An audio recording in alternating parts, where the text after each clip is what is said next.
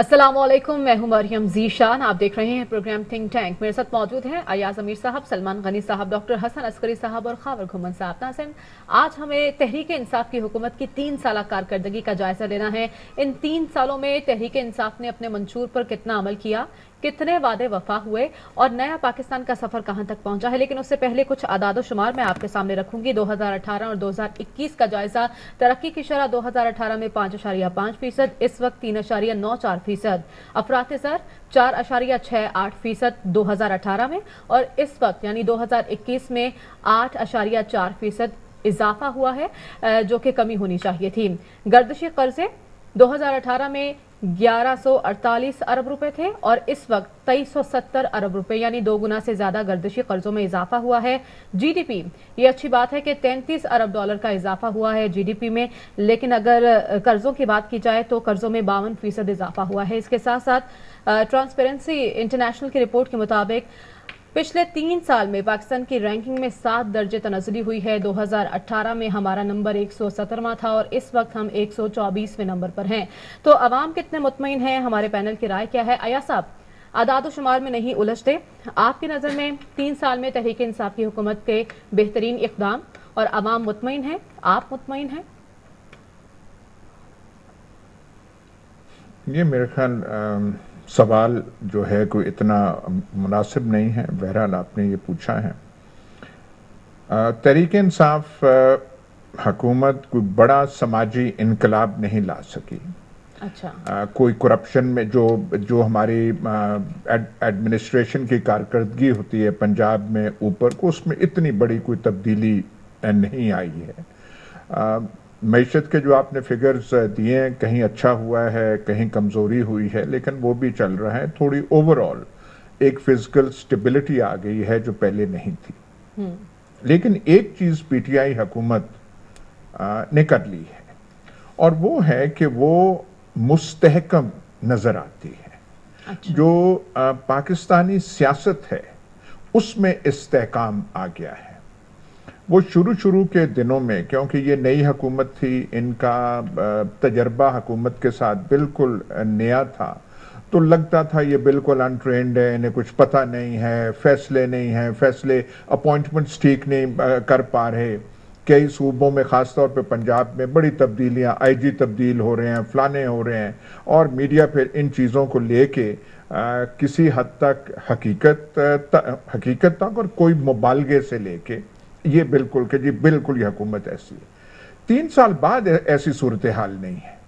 अब ये नहीं लगता कि यह हुकूमत जो है बिल्कुल डामाडोल है, फ्लक्स है। बिल्कुल ऐसा है कि इसमें ठहरावा आ गया है, ये यहाँ पे बैठी हुई है। और इसके साथ ही जो मुखालिफ जमातें हैं उनमें एक किस्म की डिसरे है।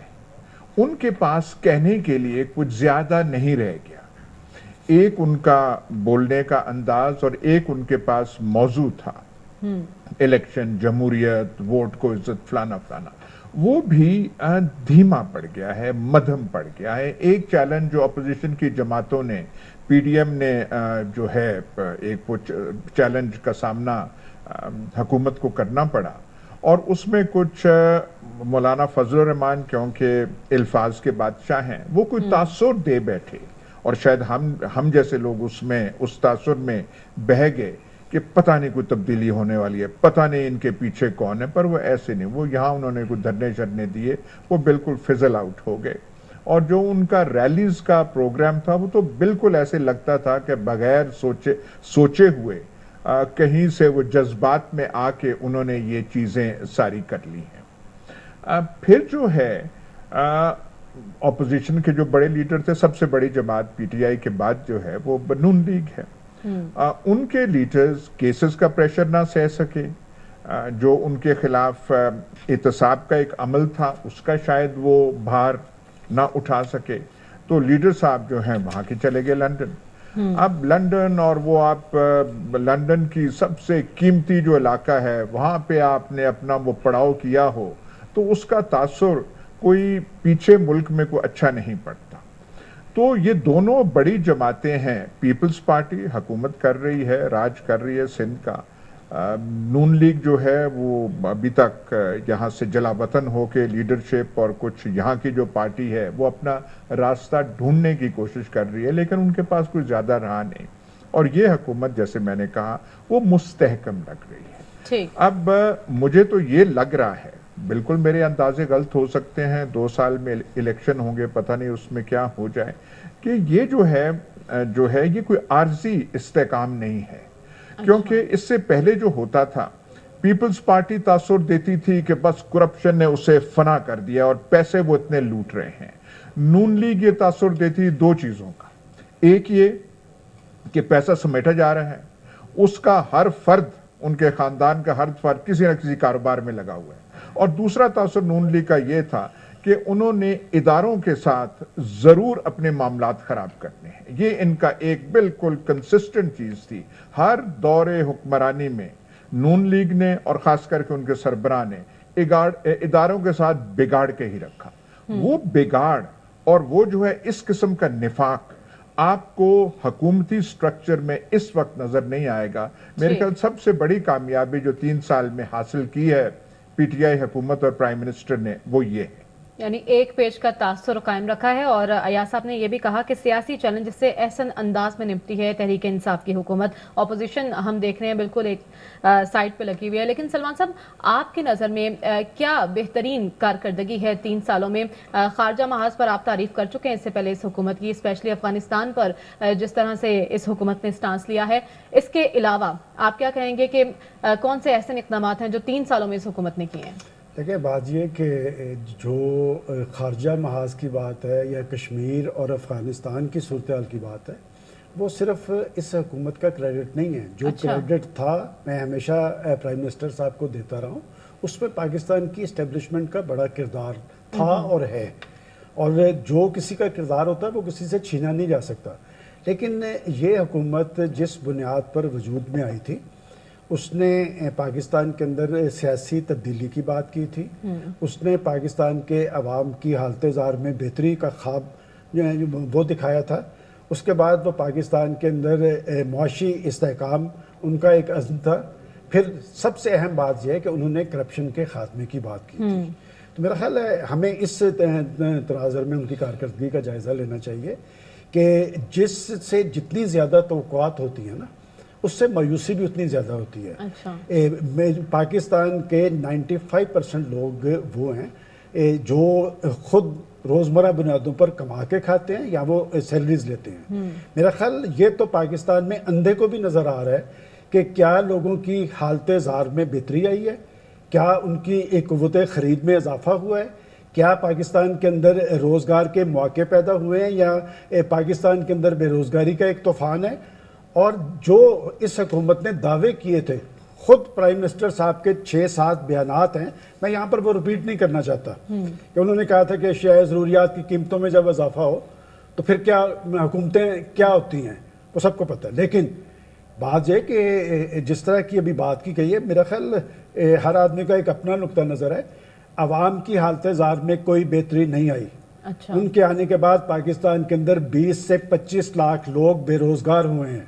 पाकिस्तान की नई नस्ल को इमरान खान साहब और उनकी हुकूमत से बहुत सारी तवक्कुआत थी, वो तवक्कुआत मायूसियों में तब्दील हुई हैं। हर आने वाले साल में हुकूमती ज़िम्मेदारान और कुछ तर्जियाकार कहते रहे ये नया साल जो है ये खुशखबरियों का साल है। इसमें कोरोना भी तो आ गया, उसने भी तो बहुत डिस्टर्ब किया। जी, कोरोना आ गया। कोरोना 2 साल के बाद आया।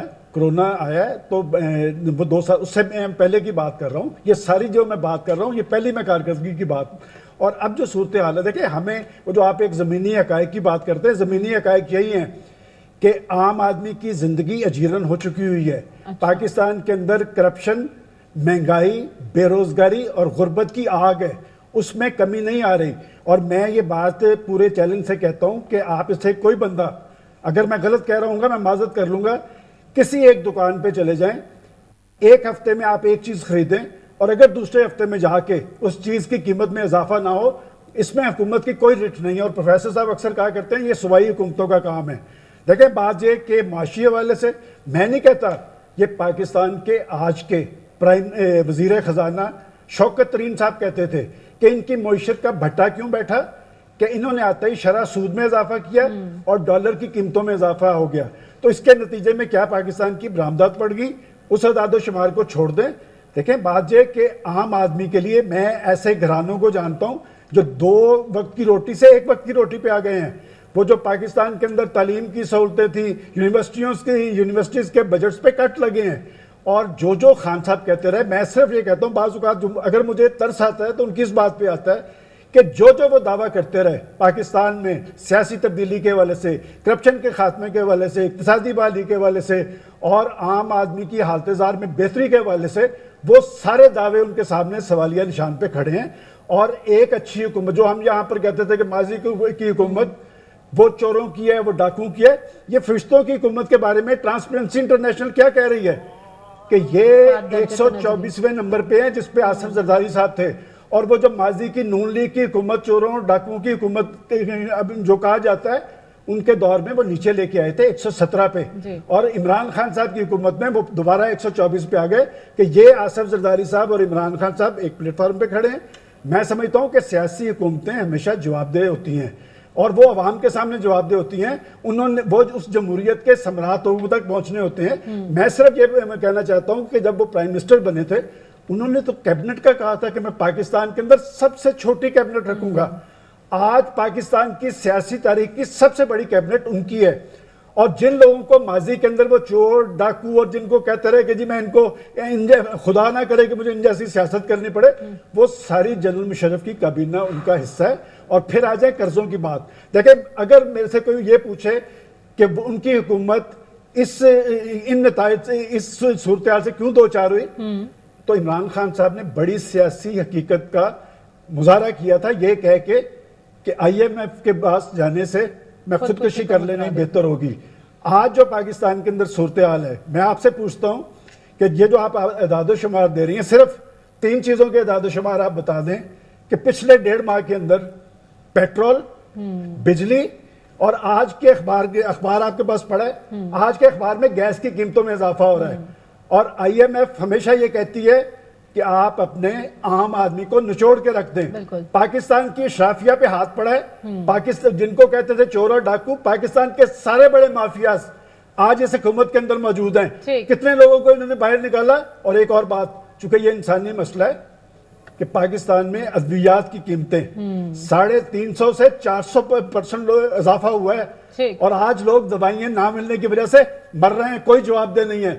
تو اس طرح کی حکومت نام کی جمہوری ہو سکتی ہے, وہ کام کی جمہوری نہیں ہے. اور خان صاحب سب سے زیادہ مورد الزام اس لیے ہیں کہ انہوں نے لوگوں کو ایک خواب دکھایا تھا اور وہ خواب جھوٹا ثابت ہوا. لیکن